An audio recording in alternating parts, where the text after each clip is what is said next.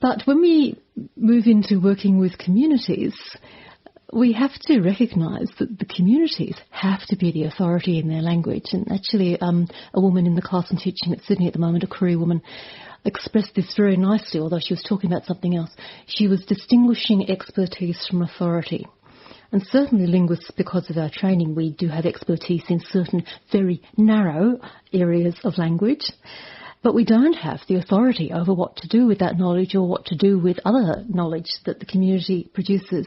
And I guess for me, the bottom line is languages are lost because of the dominance of one people over another. And that's not rocket science. It's not hard to work that out.